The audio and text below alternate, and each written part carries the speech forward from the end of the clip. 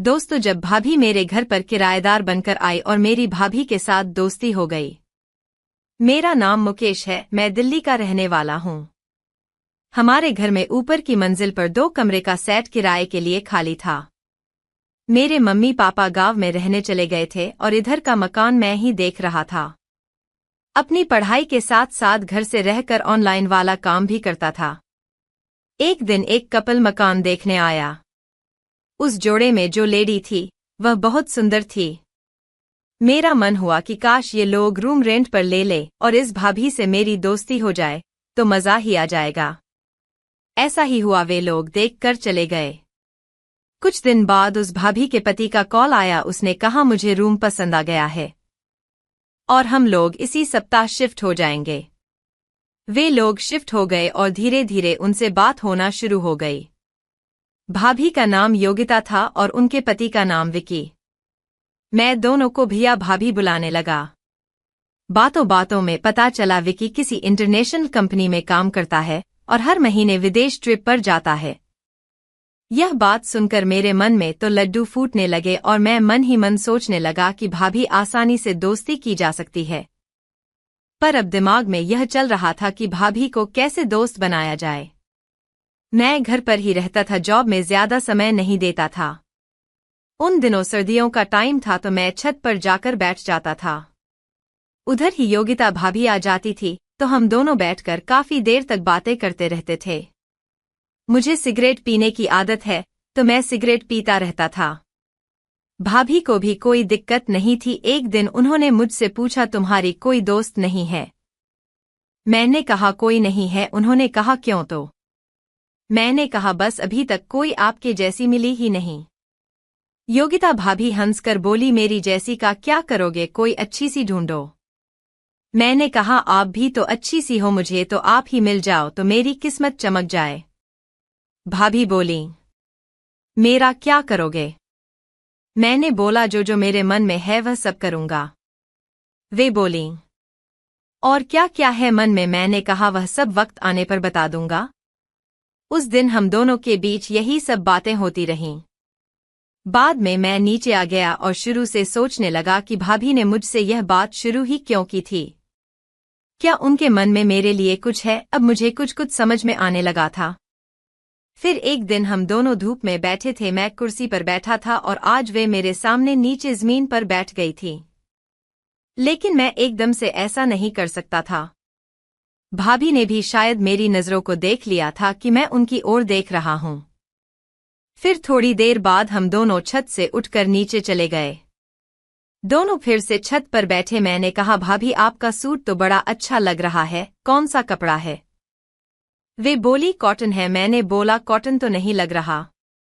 वे बोली, पकड़ कर देख लो। मैंने सोचा कि यह अच्छा मौका है, तब मैंने अपना हाथ सीधा उनकी तरफ बढ़ाया और सूट देखने के बहाने वे तुरंत गुस्से में आग बबूला हो गई और बोली, कपड़ा ऐसे चेक होता है? मैंने कहा सॉरी, गलती से टच हो गया।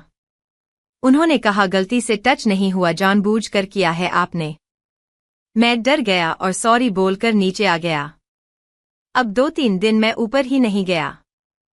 फिर मेरे पास व्हाट्सएप पर एक मैसेज आया। मैंने डीपी देखी तो वह योगिता भाभी की थी। उनसे मैंने पूछा, नंबर कहाँ से मिला? वे बोली, पति के मोबाइल से निकाल लिया। मैं कुछ नहीं बोला। भाभी ने मैसेज किया, ऊपर नहीं आते अब। मैंने कहा हाँ, टाइम नहीं होने की वजह से ऐसा है। वे बोली, आज आ जाना, मैं अकेली बैठी हूं, मन नहीं लग रहा। कुछ देर बाद मैं ऊपर जा रहा था तो मेरी नजर भाभी के दरवाजे की तरफ पड़ी। वह हल्का सा खुला हुआ था। मैंने देखा तो भाभी व्हिस्की की बोतल से पैग बना रही थी। मैं चुपचाप देखने लगा और जब वे पी रही थी मैंने अचानक से कमरे का दरवाजा खोल दिया। एकदम से दरवाजा खुलने की वजह से वे डर गईं और बोतल छुपाने लगीं। मैंने कहा, अरे भाभी कोई बात नहीं, मैं किसी को नहीं बताने वाला हूं और वैसे भी आजकल तो सब चलता है। उन्होंने कहा, क्या तुम भी पीते हो? मैंने कहा नहीं, मैं तो नहीं पीता, लेकिन आप पिलाएंगी तो जरूर पी लूंगा। भाभी मुस्कुरा दी। उसके बाद हम दोनों ने 2-2 ग्लास पिए और पहली बार होने से मुझे नशा होने लगा। मैंने सिगरेट भी पी तो भाभी ने मेरी सिगरेट से ही 2-3 कश खींचे।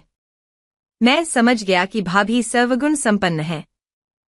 मैंने सोचा कि आज सही मौका है, तो मैंने भाभी के साथ मस्ती करने लगा। भाभी ने वापस मुझे धक्का दिया और गुस्से में बोली, यह सब क्या कर रहे हो, मेरी भी कोई इज्जत है। मैं यह सब नहीं कर सकती, निकल जाओ तुम मेरे कमरे से। मैं डर गया और सॉरी बोलने लगा। उन्होंने कहा चले जाओ, मैं उनके कमरे से बाहर आ गया। मैंने अब ऊपर जाना बिल्कुल ही बंद कर दिया। कुछ दिन बाद भाभी के पति विदेश यात्रा पर गए थे। तभी भाभी का मैसेज व्हाट्सएप पर आया। वे मुझसे सामान्य बातें करने लगीं। कुछ देर बाद बोली, काफी दिन से तुम्हें देखा नहीं, कहीं बाहर हो क्या? मैंने कहा नहीं, यहीं हूं नीचे। वे बोली, आते नहीं हो ऊपर? मैंने कहा हाँ, उस दिन की बात तो याद होगी आपको। भाभी ने कहा कोई बात नहीं, ऐसा हो जाता है कभी कभी। वे बोली, आ जाना ऊपर। मैंने कहा मैं नहीं आ पाऊंगा, मेरा मन भागने लगता है। वे बोली मतलब? मैंने कहा मुझे आप अच्छी लगती हो। वे एक पल चुप रहने के बाद बोली, लेकिन मैं कुछ नहीं कर सकती। मुझे डर लगता है कहीं किसी को कुछ पता चल गया तो क्या होगा। मैंने कहा ना आप किसी को बताओगी और ना ही मैं, तो पता कैसे चलेगा। वे बोली, ऐसी बातें बताई नहीं जाती, खुद ब खुद फैल जाती हैं। मैंने कहा ऐसा कुछ नहीं होगा। फिर फोन कट हो गया। उस रात हम दोनों व्हाट्सएप पर सामान्य बात कर रहे थे। भाभी ने कहा मैंने तुम्हें दिन में बुलाया था, तुम आए नहीं। मैंने मजाक में कहा अब आ जाऊं, आज तो भैया भी नहीं है। उन्होंने कहा हाँ आ जाओ। मैंने कहा मजाक तो नहीं कर रही हो आप? उन्होंने कहा नहीं आ जाओ। मेरा तो मानो सपना सच हो गया था। मैं जैसे ही ऊपर पहुंचा तो मेरी आंखें खुली की खुली रह गईं। वे बोली, मन तो मेरा भी शुरू से था, लेकिन मैं डरती थी कि कहीं कोई बात ना बन जाए। हमने क्रिकेट मैच खेला और हम दोनों थक कर लेट गए। बाद में भाभी ने पैक बनाए और हम दोनों ने शराब पीकर कुछ खाया। और हम दोनों जब भी मिलते हैं तो वह सब कुछ करते हैं जो आप सोच सकते हो। हम अच्छे दोस्त बन गए हैं। तो कैसी लगी हमारी कहानी? अच्छी लगी हो तो हमारे चैनल को सब्सक्राइब चैनल को। मेरा नाम सोना है, मैं बंगलौर में एक कंपनी में एम्प्लॉय हूँ। मेरी तनख्वाह मेरी जरूरतों के हिसाब से कम पड़ने लगी थी, इसीलिए अपने प्रमोशन के चक्कर में मैंने अपने बॉस के साथ वो सब कुछ करना पड़ा था। इसके बाद से ये मेरा अनुभव हो गया था कि मजबूर लड़की को समय के हिसाब से बहुत कुछ करना पड़ता है। आज मैं आपको अपनी पूरी घटना बताती हूँ। यह बात उस समय की है जब मैं 23 साल की थी। मेरी नौकरी एक प्राइवेट कंपनी में लग गई थी। मैं अपनी जॉब पर जाने लगी, लेकिन कंपनी के बॉस की नजर मेरे ऊपर ऐसी टिकी थी मानो वो मुझे देखकर अपनी आंखों से ही मेरा सत्कार करना चाहता हो। मेरे केबिन में वो दिन में 10 बार आता था और इस तरह से वो मुझे अपने ऑफिस में भी बुलाने लगा था। एक दिन वो मुझे अपने केबिन में बुलाकर कहने लगा, सोना तुम अच्छा काम कर रही हो, मैं तुमसे बहुत खुश हूँ, इसलिए तुम्हें ये गिफ्ट दे रहा हूँ। मैंने मना नहीं किया क्योंकि वो बॉस था। मैंने थैंक्स कहा और अपने केबिन में आ गई। अंदर आकर मैंने गिफ्ट पैक खोला तो उसमें आईफोन था। मैं आईफोन देखकर खुश हो गई कि इतना कीमती फोन मिला है, लेकिन मैंने दिमाग लगाया कि इतना कीमती गिफ्ट देने के पीछे जरूर बॉस का कुछ और इरादा है। एक दिन मेरे घर से मेरी माँ का फोन आया। उन्होंने कहा कि बेटी, मैंने तुझे इतना पढ़ाया लिखाया, जब से तेरे पापा का स्वर्गवास हुआ तब से घर की कंडीशन ठीक नहीं है। अब तू घर पर कुछ ज्यादा पैसे भेज दिया कर बेटी। मैंने उन्हें ढांढस बंधाया और फोन रख दिया। उस रात को मेरे मन मस्तिष्क में मम्मी की कई बातें ही घूमती रहीं। मैंने सोचा कि बॉस से प्रमोशन की बात करूंगी और कहूंगी कि वो मेरी सैलरी बढ़ा दें। उधर घर पर माँ मेरे रिश्ते की बात भी करने लगी थी। कुछ ही दिनों में राहुल नाम के लड़के से मेरी शादी फिक्स भी हो गई। मेरी शादी 6 महीने बाद थी। राहुल भी बंगलौर में अपना बिजनेस करता था। उससे मेरी 1-2 बार मुलाकात हुई, लेकिन मेरा प्यार से भरोसा उठ गया था, क्योंकि मेरे कॉलेज बॉयफ्रेंड ने मेरे साथ बहुत गलत किया था। दूसरे दिन मैं बॉस के केबिन में गई और उनसे अपनी सैलरी बढ़ाने की और प्रमोशन की बात की। बॉस ने कहा यह अभी नहीं हो सकता है। मेरे बॉस का नाम पंकज था। उनकी उम्र 28 साल थी। मैंने बॉस से आग्रह किया तो उन्होंने कहा बढ़ा तो दूंगा, लेकिन मेरी एक शर्त है। मैंने कहा क्या? बॉस बोले मैं तुम्हें अपनी सेक्रेटरी भी बना दूंगा और बहुत अच्छा पैकेज दूंगा, लेकिन इसके लिए तुम्हें मुझे खुश करना पड़ेगा। मैंने बॉस की टेबल पर हाथ रखकर झुककर मुस्कुराते हुए पूछा, आपकी खुशी के लिए मुझे क्या करना पड़ेगा? बॉस ने कहा, यदि तुम्हें अच्छी सैलरी और अच्छी जगह चाहिए तो तुम मेरी पत्नी की कमी पूरी कर दो। मैं सोच में पड़ गई। फिर मैंने सोचा कि अच्छा है कि बॉस की बात मान लूं। उधर पैसे खर्च करने पड़ते हैं और इधर तनख्वाह भी बढ़ जाएगी और प्रमोशन भी मिल जाएगा। मैंने कुछ नखरे करते हुए बॉस से कहा, सर मेरी शादी होने वाली है, आप ऐसा मत कहिए। आप और कुछ करने को कहिए, मैं मान जाऊंगी। मगर उन्होंने मुंह बनाकर कहा, तुम ये सब कर सकती हो तो बताओ, नहीं तो ऐसे ही सड़ती रहो। मैंने थोड़ी देर सोचने के बाद हाँ कर दिया। बॉस खुश होकर मेरे पास नजदीक आ गए।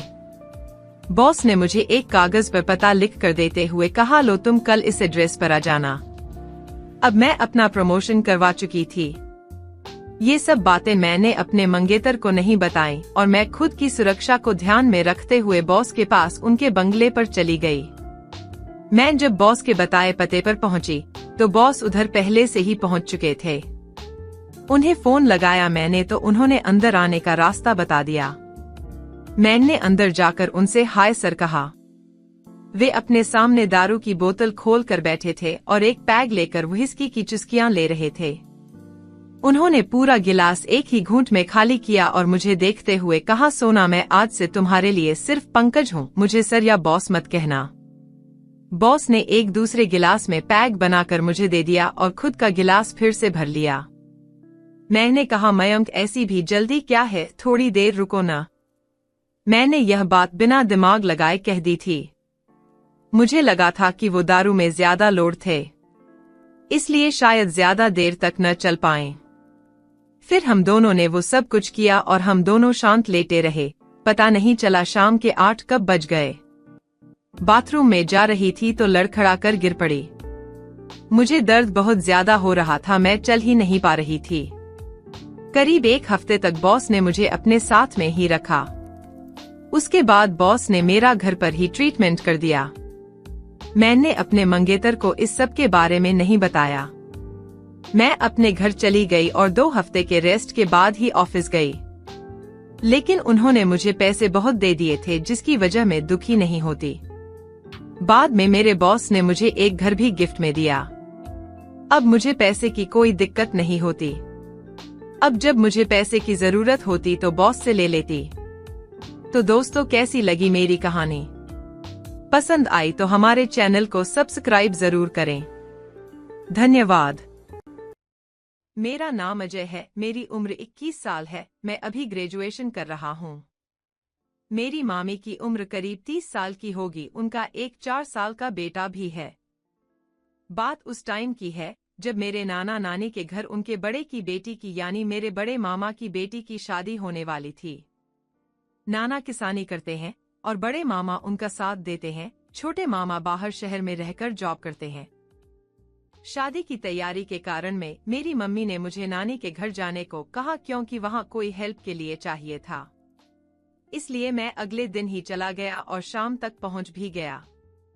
उधर की आबोहवा मुझे बहुत ही मस्त लग रही थी और काफी अच्छा लग रहा था।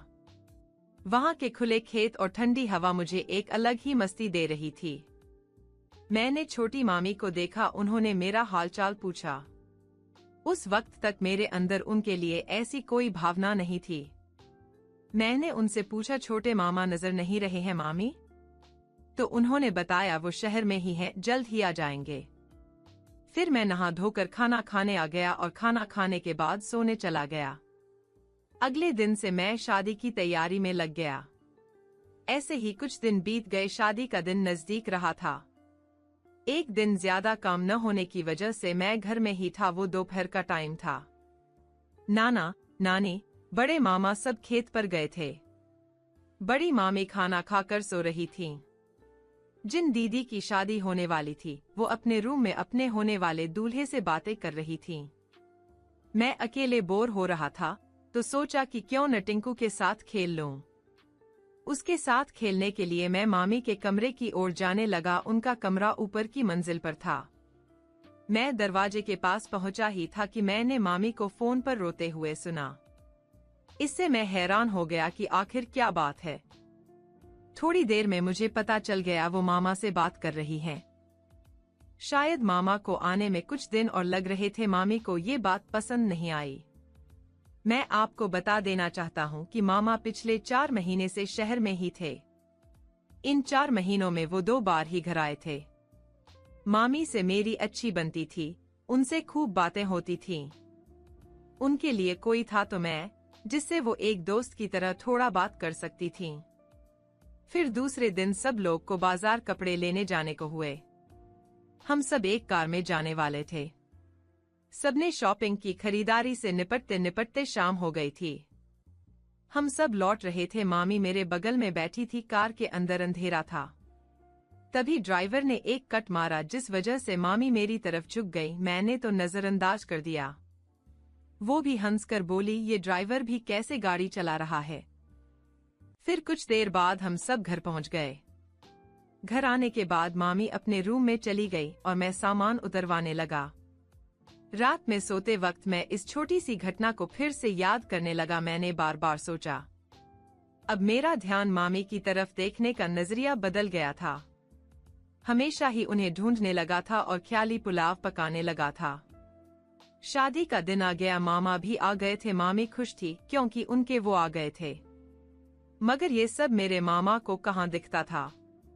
मामा मामी से कुछ भागे भागे से रह रहे थे। बार बार किसी का फोन आता और वो फोन पर बात करने लगते। मामी ने कहा, अरे अजय, आपने मेरे साथ एक भी फोटो नहीं खिंचवाई, चलो मेरे साथ खिंचवाओ। मैं मामी के साथ उनके रूम में गया। वहाँ थोड़ी शांति थी। वहाँ मैंने अपने फोन से मामी और अपनी खूब सारी फोटो ले ली। विदाई भी हो गई। सारे मेहमान भी जाने लगे। मैं सो गया और दोपहर में उठकर खाना खाया और मामी के रूम की तरफ जाने लगा। मैंने देखा कि टिंकू एक तरफ खेल रहा था और मामी बेड पर बैठकर सिसक सिसक कर रो रही थीं। मैं जल्दी से उनके पास गया और उनसे पूछा, क्या हुआ मामी, आप क्यों रो रही हैं? उन्होंने थोड़ी देर में बताया, तुम्हारे मामा चले गए। कल ही आए था और आज ही चले गए। ऐसा कौन सा जरूरी काम करते हैं? एक हफ्ता भी मेरे लिए नहीं रुके, मैं क्या करूं? मैं उनको दिलासा दिलाते हुए चुप करा रहा था। तभी उन्होंने अपना सर मेरे सीने पर रख दिया और रोने लगीं। मैंने उनसे कहा, जरूर कोई इमरजेंसी रही होगी। फिर उन्होंने जो कहा, मैं सुनकर दंग रह गया। मामी ने कहा, तुम्हारे मामा की किसी और से दोस्ती है। मैं क्या बोलता। कुछ देर रुककर मैं वहां से अपने कमरे में चला गया। मुझे मामी के लिए बहुत बुरा लग रहा था। उनके लाइफ में एक सच्चे दोस्त की बहुत कमी थी। मैंने उनका दिल बहलाने का सोच लिया और उनसे खुलकर बातें करने लगा। दोपहर में उनके रूम में टिंकू, वो और मैं सब साथ में थे। मामी और मैं फोन में लूडो खेल रहे थे। मैं जीतने लगा, तभी वो मेरा फोन लेकर भागने लगीं। तो मैं बोला, मामी ये गलत बात है, मैं जीत रहा हूँ। पर वो मस्ती में रूम में भागने लगी और मैं उनके पीछे। टिंकू हम दोनों को देखकर ताली बजा रहा था।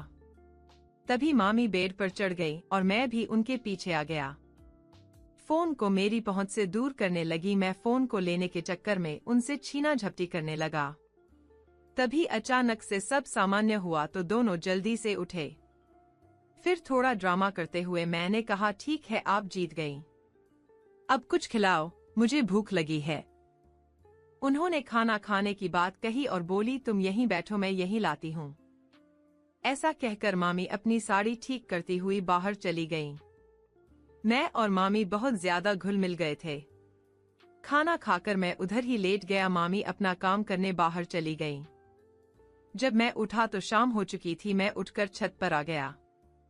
उधर देखा मामी वहीं थी। हम दोनों छत पर टहलने लगे थे, बात करने लगे थे। शाम गहराई तो गांव की लाइट सब तरफ जलने लगी थी। बड़ा ही खूबसूरत नजारा था। दूर आसमान में चांद उगने लगा था। मैंने कहा, सच में आज बड़ा बढ़िया मौसम लग रहा है। ऐसे में कॉफी मिल जाती तो मजा आ जाता। मामी बोली, मैं अभी बना लाती हूँ। वे नीचे गई और जल्दी से 2 मग में कॉफी बना लाई। उन्होंने मुझे बताया कि अजय, आज इतने महीनों में मैं पहली बार इतना खुश हुई हूँ। तुम्हारे मामा तो घर आते नहीं हैं और घर में ऐसा कोई दोस्त नहीं है जिससे मैं अपने दिल की बात कर सकूं। मैंने कहा, अरे मामी, सब ठीक हो जाएगा। उन्होंने बताया, एक पत्नी के लिए उसका पति सब कुछ होता है, लेकिन मेरी जिंदगी में ये सुख नहीं है। लेकिन तुम आए और तुमने मुझे थोड़ी खुशी दे दी। मैंने उनकी आंखों में एक प्यास देखी, वो अधूरापन देखा। मैंने भी दूसरी तरफ मुंह कर लिया। वो चली गई थी। मैं उनकी कमी का एहसास करते हुए छत पर टहलता रहा। फिर मैं सोने चला गया। मुझे नींद नहीं आ रही थी। मैं सिर्फ आज के दिन की हुई बातों को ही सोच रहा था और यही हाल शायद उनका भी था। मैं करवट बदल रहा था मगर नींद नहीं आ रही थी। थोड़ी देर बाद मेरे फोन की लाइट जली। मैंने देखा कि मामी का मैसेज आया है। उसमें लिखा था कि मुझे नींद नहीं आ रही है, अजीब सा लग रहा है, बिल्कुल भी ठीक नहीं लग रहा है, क्या तुम थोड़ी देर के लिए मेरे रूम में आ सकते हो? मैंने ओके का रिप्लाई दिया और चला गया। यह माहौल रोज की तरह नहीं था, अजीब सी शांति थी। मन में कुछ था और हम दोनों कुछ और कहना चाह रहे थे। हम दोनों ने थोड़ी देर बातें की, फिर मैं थोड़ी देर लेटने के लिए सामने सोफे पर लेट गया। हम दोनों के अंदर बहुत कुछ चल रहा था पर कह नहीं पा रहे थे। ये तो साफ हो गया था कि इस कमरे में मेरे आने की वजह कुछ और है। आगे आप कल्पना कर सकते हो दोस्तों कि क्या हुआ। भोर हो गई। मामी के चेहरे पर अलग सी संतुष्टि वाली चहक थी। सब काम खुश होकर रही थी। बहुत अच्छा दिन था। इस प्रकार हम दोनों बहुत ही अच्छे दोस्त बन गए। दोस्तों, कैसी लगी हमारी कहानी? अच्छी लगी हो तो हमारे चैनल को सब्सक्राइब करें।